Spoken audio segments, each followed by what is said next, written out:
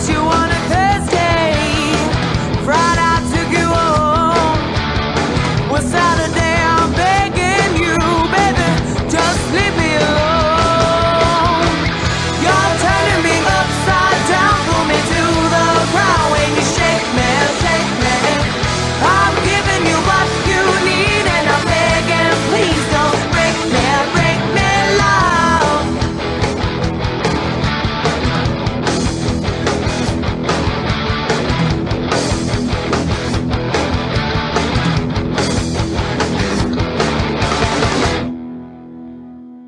It was kind of a weird experience for me to go back and rediscover Ultima 1 all over again, because at the time I don't really remember it being quite so completely balls out insane. I don't know, just when I was a kid this whole thing seemed to make a lot more sense. The setup is pretty stock. Everything's happy in the magical land of Caesarea until the evil wizard Mondane uses his powers to create the Gem of Immortality so he can become invincible and, naturally, take over the world. Of course! You play as a mythical hero from Earth who is periodically called to adventure in Caesarea through shimmering interdimensional moon gates. And really, I think the whole hero from a parallel Earth thing was only incorporated much later into the series retroactively when the games actually started having, you know, plots. I think it was just a token effort to try to connect the early primitive games to the overall storyline with mixed success. I mean, in Ultima 1, the story never really got much more complicated than, "Wizard bad, you hero, go kill!" It's basically the plot of every fantasy RPG ever, but hey, this was one of the first, and nobody was really expecting grand operatic storylines. I'm not kidding when I say back then, it wasn't really possible to include a story in most games. You couldn't fit one on the disc. I'm talking about games that were shipped on 5¼ inch floppies with capacities upward of 360 kilobytes. I remember thinking it was a huge innovation in gaming when TSR released its gold box RPGs and saved a ton of disk space by printing all of its plot entries in a book included with the game. Whenever you progressed in the story, the game would just refer you to an index number so you could read what was happening in the paperback book. The graphics were about as primitive as they get. They were just stick figures and wireframe dungeons. I remember playing this in my elementary school computer lab on monochrome Apple IIs. Now that took some imagination.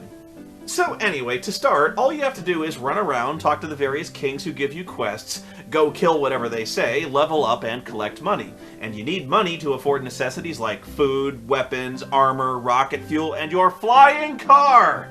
Yeah, they sell rafts, horses, carts, and flying cars! Wait, a shuttle? They sell space shuttles. Yeah, I'll get back to that. But man, there's a store in this kingdom that sells space shuttles. You think your job is hard? How long do you think you got to apprentice as a village blacksmith in this world before you can build space shuttles? Man, that would have made Lord of the Rings a really short movie. You thought the giant eagle thing was a plot hole. What if they could buy a flying car or a space shuttle? This game is cracktastic. I'm sorry, I just cannot get over this. There are guys who sell space shuttles in this game. Fuck your epic mounts. This game has you cruising in jet-powered flying cars. And that's just for starters. One might think the game would just be over at this point, because I don't know about you, but I saw myself just cruising the land, running over the hapless orcs and knights roaming the land. It'd be really funny to watch, but for some insane reason the game doesn't let you do that. Sadly, weapons technology in Caesarea lags far behind their jet car advancements. I mean, the best thing you can hope to buy in most stores is a bow and arrow, which is kind of weird. Or is it? Actually, there are better weapons, and once you start sailing around, you'll find a place pretty quick where there's an island with a signpost. Search that area and you'll find a weapon one level better than the one you already have. Go to another nearby signpost to increase your wisdom, and you reset the other signpost so you can search it again and get another weapon. Keep doing this and you'll get progressively better stuff. Although some of the things you get, I still have no idea what they do. I mean, a triangle? What the fuck is that supposed to... Who gives a shit about a triangle? Like this! Some kind of futuristic power gauntlet! Wait! Something more! What could this be?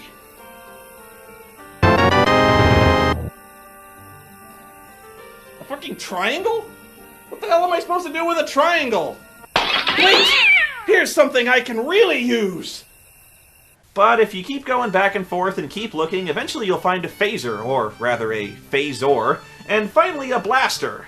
I think this is the same world as your Hunter from the Future, where we just keep discovering advanced technology from Earth's past future. Doesn't that seem weird to you? I mean, here you are in the middle of a sword and sorcery kill the evil wizard quest, and suddenly you just trip over a blaster rifle. I kind of unbalanced technology really skews the campaign setting, don't you think? Oh, you want me to kill another Balrog? No problem. I'm loaded like a fucking space marine right now. Alright! Time to bust out the flame of honor!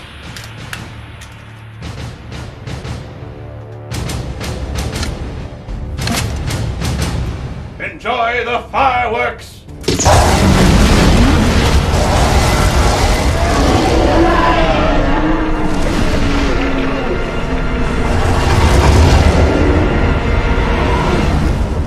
Oh.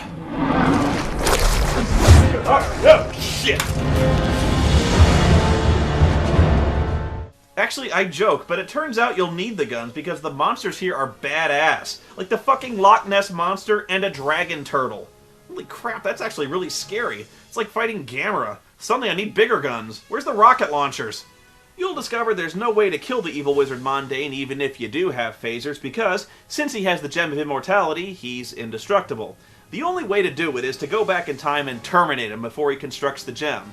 How do you go back in time? Well, you find a time machine, of course. And how do you find a time machine? Well, you've got to go rescue a princess because they know where to find one. I just find it funny that Lord British, the ultimate kindly king in every Ultima game, has a princess locked in his dungeon. But you just hold on there, partner. A princess isn't going to give up the goods to just any schmuck who breaks her out of a dungeon. You gotta become a space ace first. So, how do you become a space ace? Well, obviously you have to go into space. And to do that, you have to buy a space shuttle.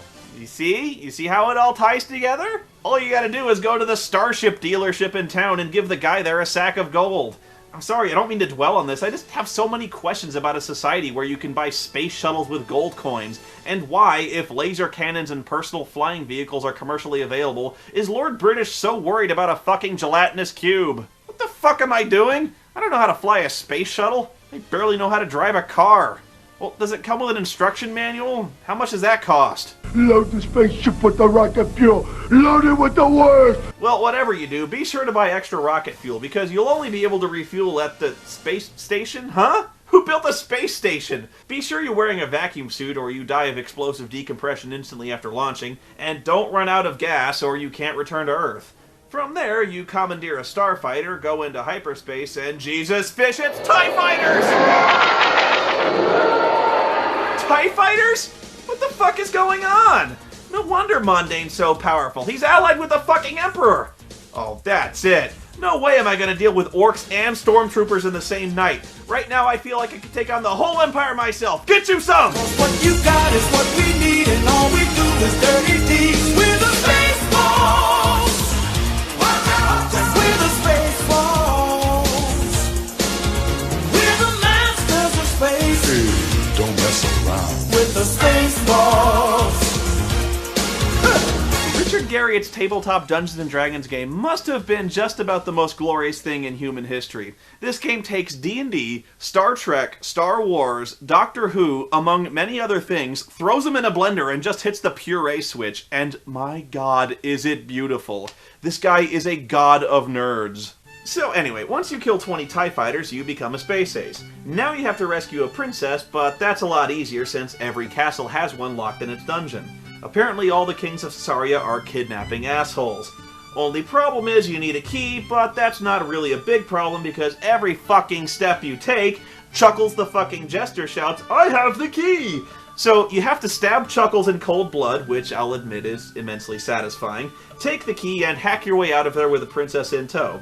She tells you there's a time machine parked around back of the castle, so you get in, you go back to the past, beat the shit out of Mondane, and smash his magic gem. This guy is a complete pussy, too. After a few rounds, he just turns into a bat and starts running away from you.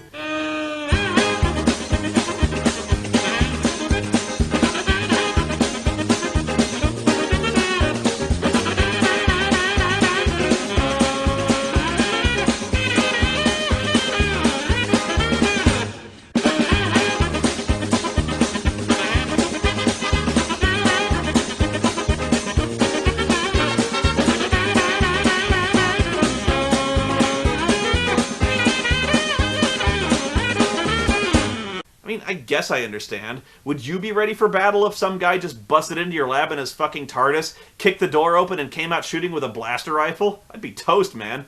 Not even sure I'd have pants on. Sadly, there's no option to take the gem and assume Mondane's dark throne, but hey, you've got a time machine and all the hot princess poontang you could ever want. Still, seems like we're forgetting something. Always two there are. No more, no less. A master and an apprentice. But which was destroyed? The master or the apprentice?